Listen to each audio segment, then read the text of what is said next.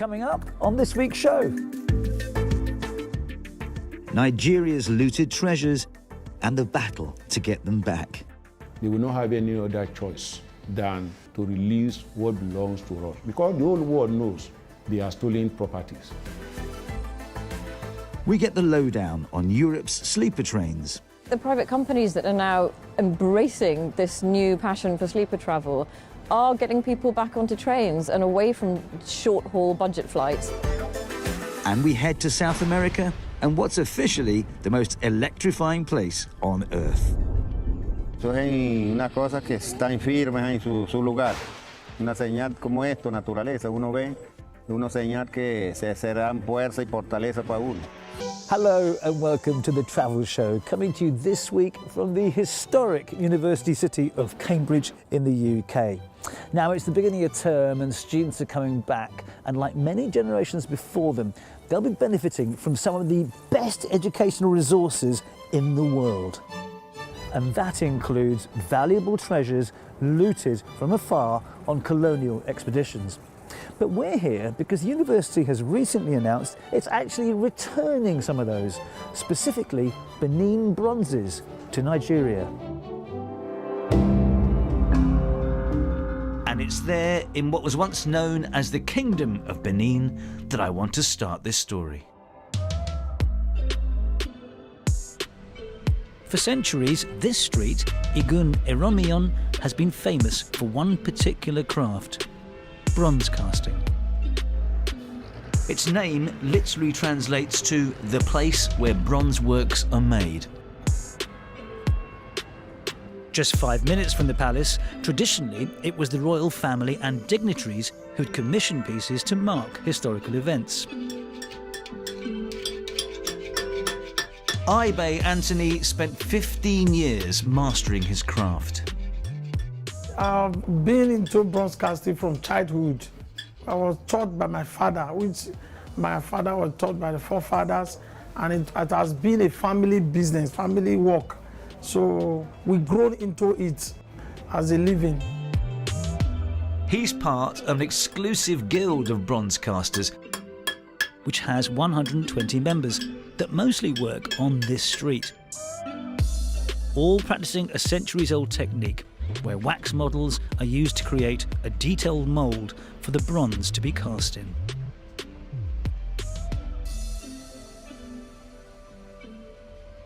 It will take up to 2 weeks to make a piece, and it will take up to a month, depends on the size of the job or the artwork.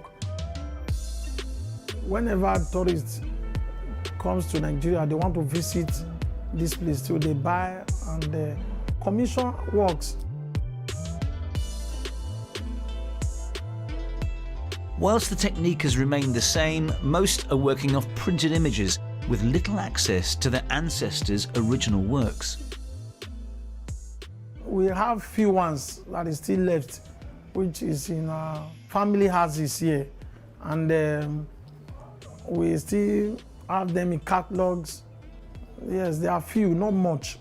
We don't have much access to it because much of them have been stolen. I feel bad and I'm not too happy because it's our treasure. It's what our forefathers labored to do. It's reckoned around 10,000 pieces were looted by the British when they sacked Benin in 1897, burning down the city's palace in the process. The bronzes were then sold to institutions around the world. Now, there's no law in the UK which forces museums or other places to return stolen artefacts, but some institutions are doing it independently, like Jesus College, Cambridge. They were the first institution in the world to return a Benin bronze in 2021. More recently, Germany handed back 22 bronzes and agreed to release over 1,000 items from their collections. The Horniman in London has also sent pieces back to Nigeria. And soon, Cambridge University's Museum of Archaeology and Anthropology will follow suit. we've identified 116 objects that were taken during the punitive expedition of 1897, and those are the objects that we will be transferring ownership of. I think it's impossible to overstate just how severe an act of vandalism and cultural violence this was. The heads that we see before us here were several of the objects that graced ancestral altars throughout the palace, and the purpose of those altars was very much to maintain the lineage, to maintain the kingdom. The plaques that had been removed from the walls throughout the city were visualizations of the Benin Kingdom's history and heritage, and those were all taken away in a wholesale export of this material, leaving very, very little behind. Tell me, why are you now, and only now, returning some of the pieces? I think it's the right time for these collections to go back. One might say it's long overdue. I think the main reason, the most recent reason, is that there has been a request from the Nigerian government, and I think fundamentally for us it's the right thing to do. These were stolen, these were looted. There are many, many different ways in which objects came to museums like this. There's such an awareness, both within the UK and internationally, of museums, colonial legacies, but also of the cultural heritage that is represented in museum collections. And we want the future retelling and care of these collections to be something that's really, really collaborative. Now, this is not a sentiment shared by all. Currently, the British Museum in London has more than 900 items from the historic Kingdom of Benin, the largest collection of bronzes in the world, with no current plans to return any. The British Museum sent the travel show a statement where they say that the collections offer an important opportunity for audiences to understand the history of the British conquest of Benin City and to reflect on the impact of that period of colonialism. they're in dialogue with the Nigerian government about this, but also cite the British Museum Act of 1963. That it's their founding responsibility to care for the collection on behalf of the world. Not just the bronzes, but all the objects kept here. Now, undoubtedly, that's not something that sits too well back in Nigeria. The National Museum in Benin has the most accessible collection of bronzes for tourists to see, though a fraction of what it perhaps should be. A time is coming for the British, for London in particular, when they see neighboring countries around them bringing the objects, they will not have any other choice than to release what belongs to us. Because the whole world knows they are stolen properties. There is no place like home. By the time this object comes home, it's going to do a lot of things. It will heal the wounds. It will create more jobs for our people. It will create more tourists to visit our museums. And on that note, plans are underway to build a brand new museum to house their returning heritage. The Edo Museum of West African Art is scheduled to open in 2026, and they're optimistic it'll be filled with their missing bronzes. If you can't wait that long, here are some alternatives from around the world that you could consider. Starting in Asia, the National Museum of Cambodia in Phnom Penh is filled with reclaimed stolen statues. A lot of the items here were looted from temples across the country, including from the famous Angkor Wat. A team is constantly working on tracing and bringing back their antiquities from museums and private collectors around the world. Over in Canada, the Winnipeg Art Gallery has recently opened a centre showcasing the world's largest collection of Inuit art. It's called Kao Ma Yuk, which means it's bright, it is lit, with the building very much inspired by being in the Arctic landscape.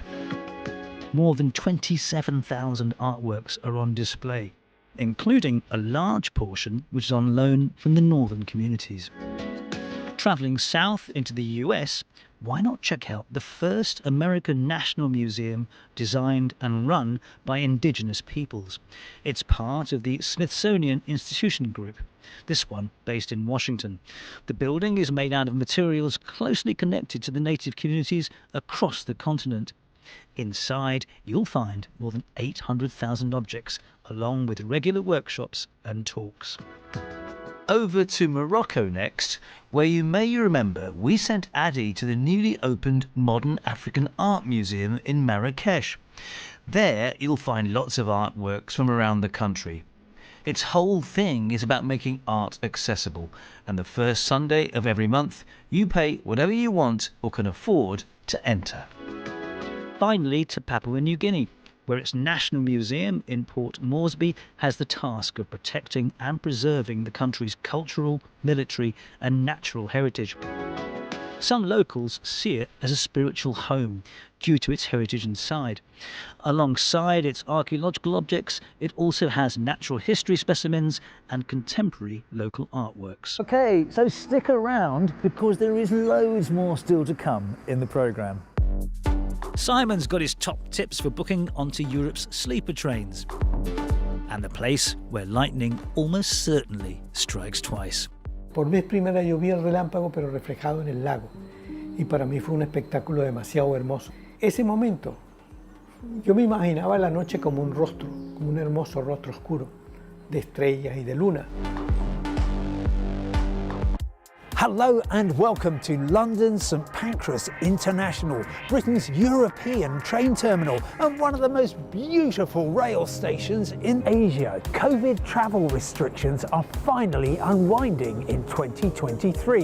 While mainland China is still closed to tourists, Hong Kong has lifted almost all its pandemic-related rules.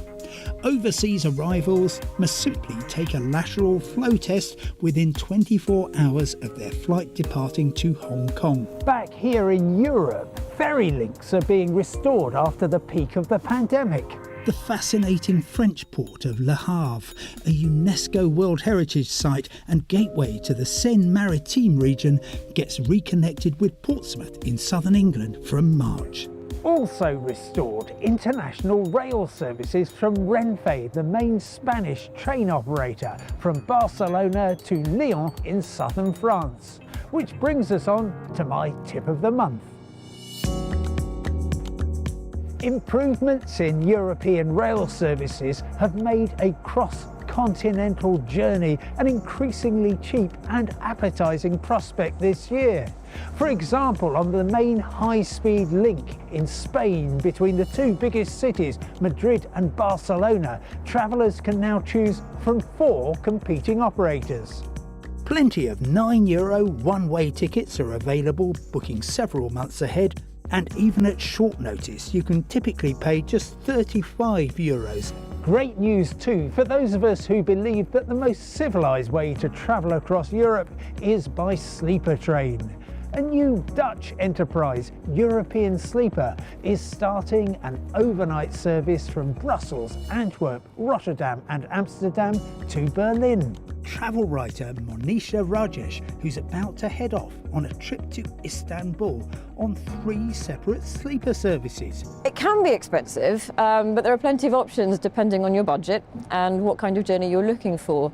Tickets start at the very lower end, where you can travel in an upright seat overnight. But you can get seats for starting at around €45, going up to around 270 if you want to be in a private compartment with a lovely big bed and an ensuite bathroom. Tell me more about the new Brussels to Berlin sleeper. Is it really significant? I think it is, because I think the private companies that are now embracing this new passion for sleeper travel are getting people back onto trains and away from short-haul budget flights, which is what I think all of us want to see because of climate change. Can an overnight train really compete with fast and frequent and generally low-cost flight? I think it's quite hard to get people to come onto a train for 16 hours at a cost which might be double what you would spend on a flight. But I think you will find people at least looking into it more, considering train travel, and if they don't have to be somewhere very fast, I think it's something that people will definitely embrace.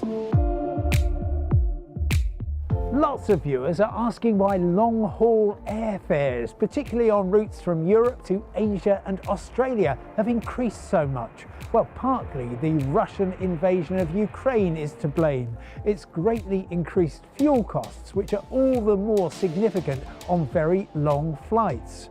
Also, the closure of Russian and Ukrainian airspace means that many routes have to travel much further. Staying with air travel, what's happening with airport security checks here in the UK? Well, by June next year, the current limits on liquids, aerosols and gels should be lifted, making the security checks much faster and less stressful. That's all for now from here at London's St Pancras International. Wherever your next rail journey takes you, I hope it's a great success. And do keep sending in your travel questions. For now, from me, goodbye. I'll see you next. Now, here in the UK, we are slightly obsessed with the weather, but maybe not quite as much as in the lightning capital of the world. Okay, that's not its real title, but in a remote part of Venezuela, where the Catatumbo River meets Lake Maracaibo, lightning strikes 140 to 60 nights a year for hours on end. Cat Mo has been finding out more. This is what the Earth's capital of lightning looks like.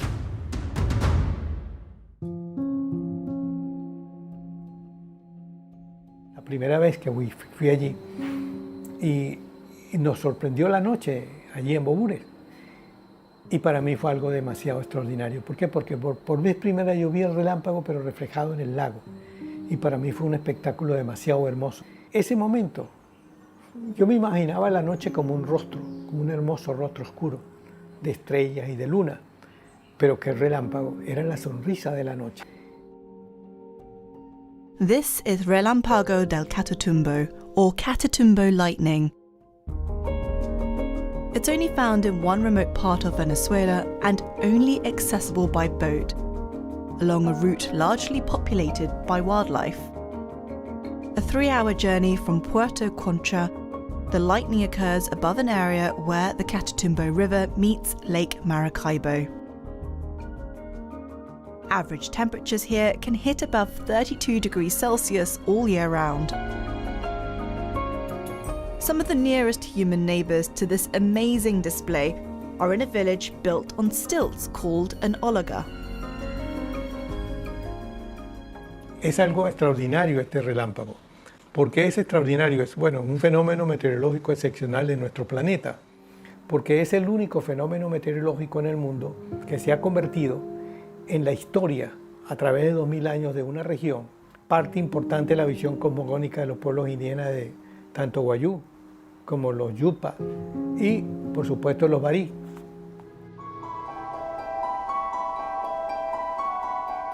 Locals say Catatumbo lightning is a symbol of respect from nature.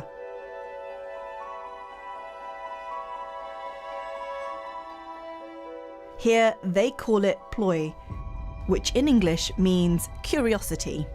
Eso es una cosa que está firme en su lugar. Eso es una cosa que está firme en su lugar. Y ese es el relámpago cuando hay verano, lluvia, quedan para siempre, nunca se borran esa señal. Y aunque hay grande verano, siempre permanece, deja. Allá al alta Guajira se ve en ese relámpago así, señal. Una señal como esto, naturaleza, uno ve, una señal que se será fuerza y fortaleza para uno. Mientras está en eso, permanece la nube, llega. Al pasar del tiempo, en la ciencia se interesa por el fenómeno, ¿no? Y es allí cuando la NASA, incluso cuando se hace un estudio en el cual a través de 11 años de observación meteorológica, en que el sitio del relámpago del Catatumbo es la región del planeta con mayor generación de relámpagos por kilómetro cuadrado al año, que son 250. Entonces es allí cuando se me ocurre la idea de, con esta evidencia científica, solicitar a Guinness World Record un récord Guinness para el relámpago del Catatumbo. El 28 de enero del año 2014 es cuando Récord Guinness oficialmente reconoce el relámpago del Catatumbo, la región del relámpago del Catatumbo, como el sitio de mayor recurrencia de tormentas eléctricas sobre el planeta. NASA has since declared it Earth's lightning capital. Catatumbo's 250 lightning flashes per square kilometre every year equates to a staggering total of 1.6 million bolts of lightning annually. The strikes are often visible for 7 to 10 hours per night. If the elements could write poetry across the sky, it would surely look like this. Well, that's it for this time, but join us next week if you can, when... Oh, crafty! Look at this! Krista's in Switzerland, finding out about how a vast network of bunkers lying beneath the surface have been adapted over the years. Oh, that's lovely. And she heads to a hot air balloon festival with a unique view of the Swiss Alps. This word gets used a lot, but there's something quite magical about being up here. But don't forget, until then, you can find a whole load of other amazing travel content from the BBC online by using the tags on your screen right now. Until then, from me and the rest of the team here in Cambridge, it's goodbye.